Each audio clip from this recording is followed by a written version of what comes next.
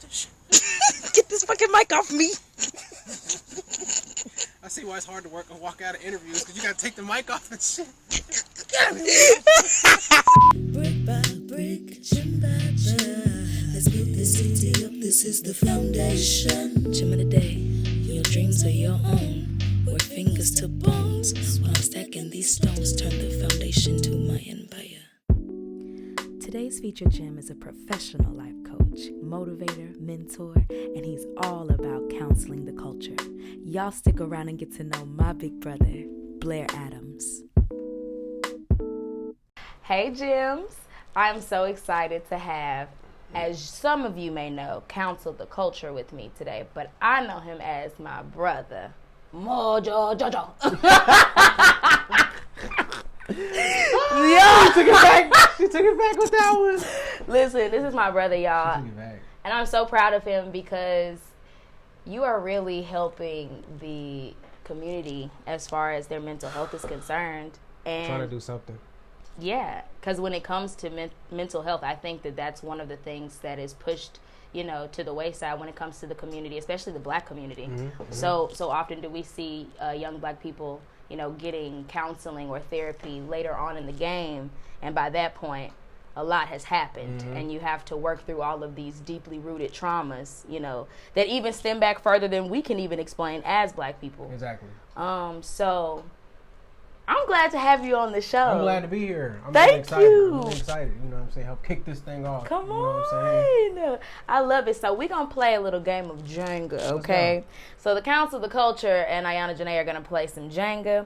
And I'm just going to ask him why mental health is so important while we play this game, because we need to really use our brains with this game and figure out how that connects with the Council of the Culture, okay? Deep.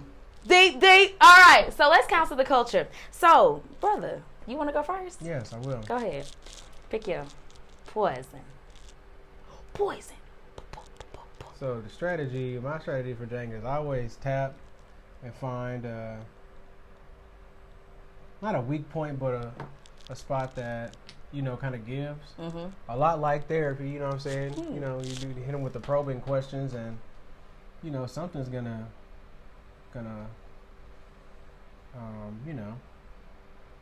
I don't want to say expose itself, but present itself to be addressed. Just like the right Jenga block, it's gonna present itself to be addressed.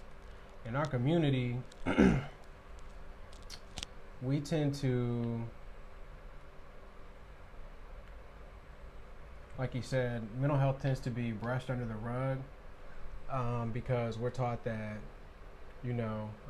we can pray it away, or you too blessed to be stressing this. Children starving in Africa. To belittle the things that we're going through. Exactly. Yeah.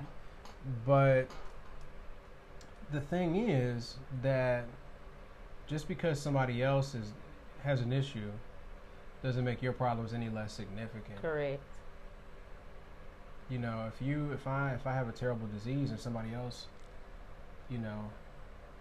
has a car accident, like, whose problem is worse? Nobody's problem is worse than the other problem. It's just all perspective.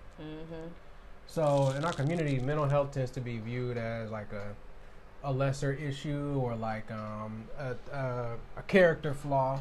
You just need to be more grateful, or you need to man up.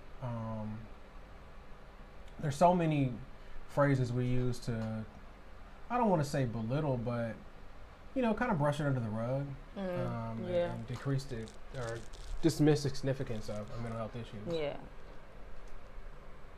Interesting. I mean, why do you think that is so prominent in black households? I think it was a survival tactic. For one, if you look at the way black people have been treated by the healthcare system as a whole, we've always been like a guinea pig or experiment to the healthcare system. So we've been wary of doctors and dentists and psychologists and all that stuff, you know what I'm saying? Because the Tuskegee experiments and incidents, quote unquote studies, where they were literally injecting us with syphilis and these diseases, right?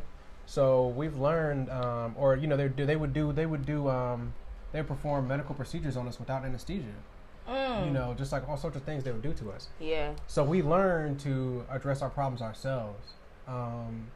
You know, versus like black people, we don't go to the doctor. Right. You know, so if we're not going to the doctor to take care of our physical health, like what makes you think that we would take care of our mental health? It's not even a factor. It's part of the thing I'm writing about in my book. I'm talking about Maslow's hierarchy of needs and self-actualization. It's like, what's Maslow's hierarchy of needs?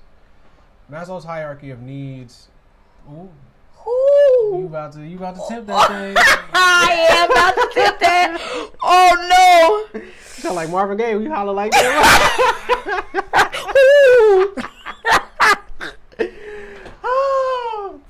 But Maslow's hierarchy of needs, like, is a pyramid essentially, and it's essentially a depiction of, much like the food pyramid. Ooh.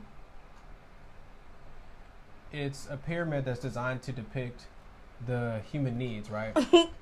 And at the very top, we have, you know, what's called self-actualization, or where you find the meaning of life. And at the very bottom, we have our basic needs like food and shelter and stuff like that. Okay. In the middle, we have our need for acceptance, belonging, and various other things.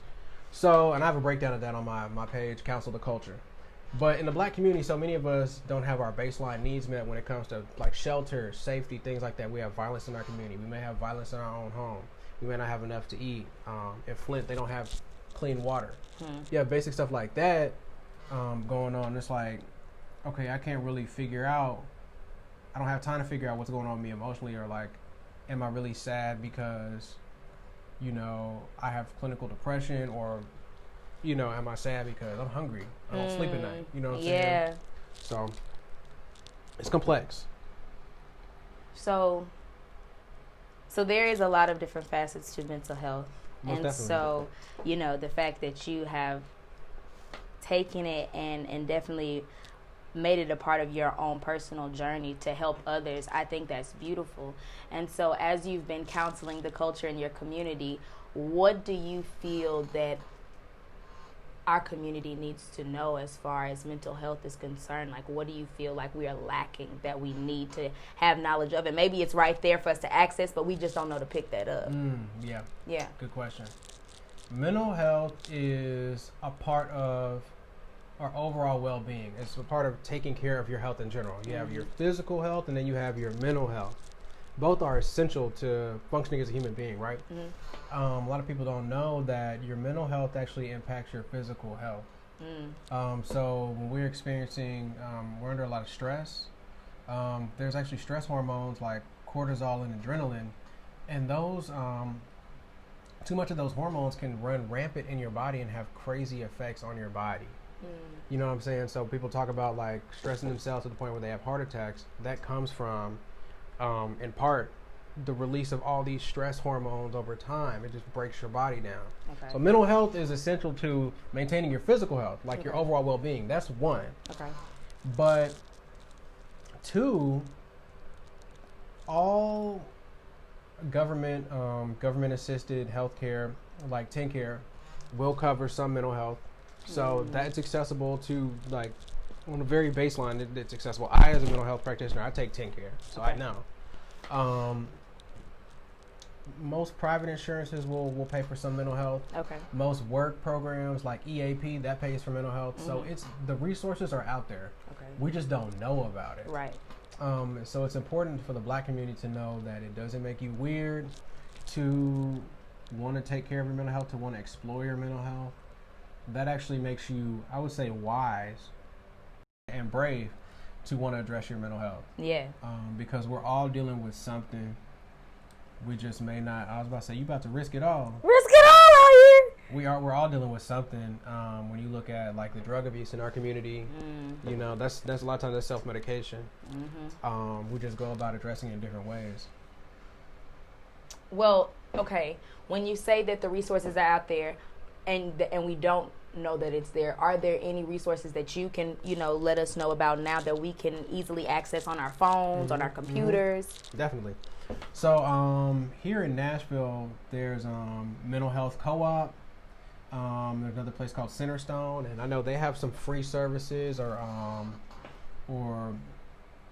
very low cost services. So that's definitely a plus. Most colleges, if you're in school, if you're a young person, they have free mental health services. Good. When I was at Tennessee State, I worked in a counseling center. I was a counselor there, so I know for sure they have professional, counselors in the counseling system for free for students. So definitely take advantage of that. And that's the Tennessee State University? That's the Tennessee Shout State out to University. Tennessee State, TSU. The TSU, you feel me? So that's there for us. That's beautiful. There's also on the go, like for instance, I bill $160 an hour. So if you don't have insurance, you're gonna pay me $160 out of pocket. I gotta have that. Yeah. Like a pimp. No, I'm just playing.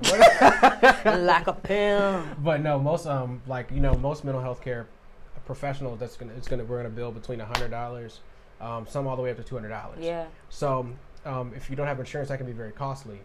But there's services like BetterHelp and Talkspace, which are mobile apps.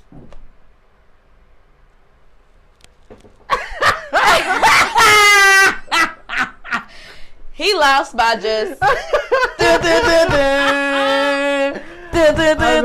got too excited. I be passionate about mental health care. Mental health is important. What do you talk about, brother? Tell me about this book that you've been writing. So, my book it's a combination of I guess it's kind of a mental health workbook. Okay. Essentially, and it's I think I'm gonna call it the Black Man's Guide to Self-Actualization. Wow. So that's back to that topic of talking about Maslow's hierarchy of needs. The book is designed to be a chance to learn about mental health, learn and assess where you are on your mental health journey, and kind of reflect on, what your environment is like, how well you take care of yourself, maybe find some areas in which you can improve. So it's designed to be a tool. I don't want to say a tool for self-improvement, but a tool, like you said, for self-love. Yeah. You know what I mean? Yeah. That's important. I love that. So where are you in the stages of creating your book? I'm at the point of actually laying out the chapters and writing the chapters. That's so cool. So I'm excited. I'm really excited about it. I'm proud of you. You know what I'm saying? I'm proud of you. You're doing big things. Nah, we both doing it. You know what I say? Simultaneous. Exactly. Collectively. Come on, collectively. You know what I'm saying? What's it? Ujama. Ujama. But yeah, so beginning stages of the book, but when it comes, we'll definitely be ready to receive that. Most definitely. And we'll continue to be counseled by the culture. Come on, Jesus. Let's go. Come on. Well, thank you so much thank you for being here today on the foundation. Let the people know where they can find you. Most def. So y'all can find me on the gram, of course, at Counsel to Culture. My name is Blair Adams, so if you look me up on Instagram, and Counsel to Culture might come up. Definitely on Facebook, you'll find me under Blair Adams. On LinkedIn, you'll find me under Blair Adams. If you are interested in counseling services or private mental health coaching services, you can look me up on Zenith, consultingservices.com. I'm also the CEO and co-founder of Zenith Consulting and Psychological Services.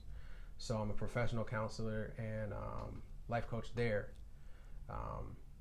That's just another place you can reach me. You can call me at 615-744-9683 if you want to get something scheduled. Shoot me a DM, whatever.